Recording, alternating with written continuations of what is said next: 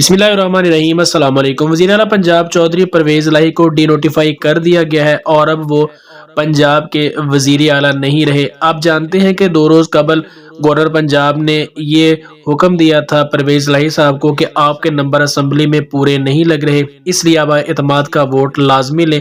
लेकिन परवेज़ इलाही साहब ने ना तो एतमाद का वोट लिया और ना ही पंजाब असम्बली का इजलास बुलाया, और 48 घंटे गुजरने के बावजूद भी गवर्नर पंजाब के हुक्म पर अमल दरामद नहीं किया गया। तो उसके बाद गवर्नर पंजाब ने उन्हें डी नोटिफाई करने का हुक्म जारी किया और चीफ सेक्रेटरी पंजाब की जानिब से इसका बाकायदा नोटिफिकेशन भी जारी कर दिया गया है। और अब पंजाब के वज़ीर आला चौधरी परवेज़ इलाही नहीं रहे। सिर्फ इजाफी चार्ज उन्हें दिया जाएगा जब तक कोई नए वज़ीर आला नहीं आते, और उसी के साथ ही पंजाब असम्बली की जो काबीना है वो भी तहलील कर दी है। अब पीटीआई के लिए ये लम्हा फिक्रिया है और उनके लिए बड़ी मुश्किल है। अब उन्होंने फैसला किया है कि हम अदालत जाएंगे और गवर्नर पंजाब का जो इकदाम है इसे अदालत में चैलेंज किया जाएगा ताकि अदालत उन्हें रिलीफ फराहम करे। अब अदालत क्या फैसला करती है ये तो आइन और कानून के तहत ही देखा जाएगा कि अदालत आलिया जो है, अदालत उज़्मा जो है, वो इस बारे में क्या फैसला करती है। क्या परवेज़ इलाही साहब दोबारा पंजाब के वज़ीर आला बहाल हो पाते हैं या फिर नहीं, इसका फैसला अब अदालत पर है।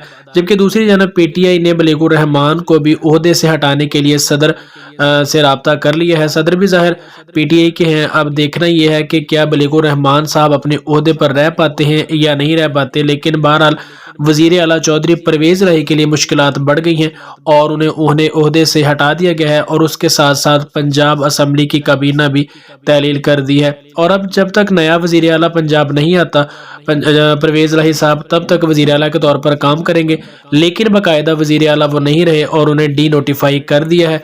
अब देखना यह है कि पीटीआई इस बारे में क्या नेक्स्ट इकदामात करती है। असम्बलियाँ तोड़ने का जो मामला था वो मज़ीद लटक चुका है क्योंकि पंजाब असम्बली की काबीना तहलील हो चुकी है और अब सिर्फ केपीके में उनकी हुकूमत बाकी है।